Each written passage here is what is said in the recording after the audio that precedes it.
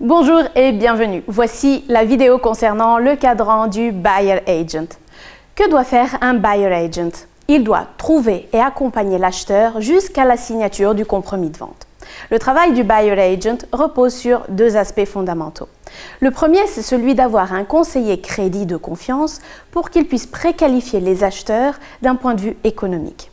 Ensuite, donc le point numéro 2, c'est choisir le meilleur listing agent de son secteur parce que c'est cette personne qui va lui fournir les biens au prix du marché à proposer aux acheteurs. Donc tout d'abord, la gestion du temps d'un buyer agent. Donc on va diviser les activités principales du matin et de l'après-midi. Tout d'abord, les activités principales du matin. Tout d'abord, il va devoir sélectionner les acheteurs potentiels parmi toutes les demandes reçues. Ensuite, il va devoir les préqualifier financièrement, et ceci donc grâce, comme on vient de le dire, au conseiller crédit de confiance, qui va contrôler la disponibilité de l'acheteur. Si le potentiel acheteur refuse de rencontrer le conseiller crédit, ça veut dire que certainement il n'est pas motivé à l'achat. Ensuite, les activités toujours du matin, on a l'envoi du kit d'information. Alors, que contient ce kit d'information? Ce kit d'information va contenir toutes les informations concernant le bien.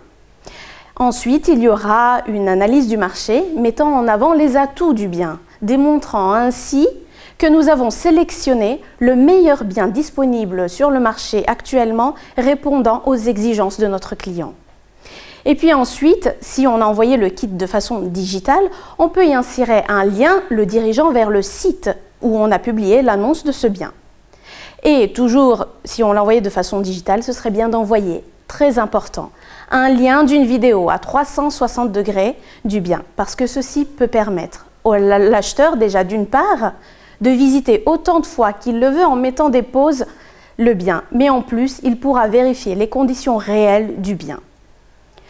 Ensuite, si jamais on n'a pas d'acheteur à préqualifier, on va rechercher des acquéreurs. Où ça? Dans la base de données et parmi les voisins du bien, des mandats que nous avons en portefeuille. Donc ça, c'est quand on n'a personne à préqualifier. Ensuite, nous passons à l'après-midi. Les activités principales de l'après-midi, ça va être tout d'abord les visites de biens avec les acheteurs préqualifiés.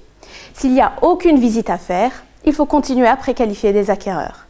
Et si on n'a pas d'acheteur en vue, il faut continuer à les chercher. Et si on n'a pas de biens à vendre, soit on relance le listing agent, soit on le change.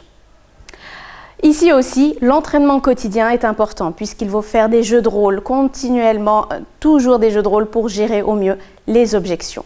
Et puis là aussi, le monde digital joue un jeu important dans ce travail puisqu'il va, par exemple, nous servir pour réaliser le kit d'information. Dans la prochaine vidéo, nous allons approfondir le point, donc le cadran, sur l'éducation financière.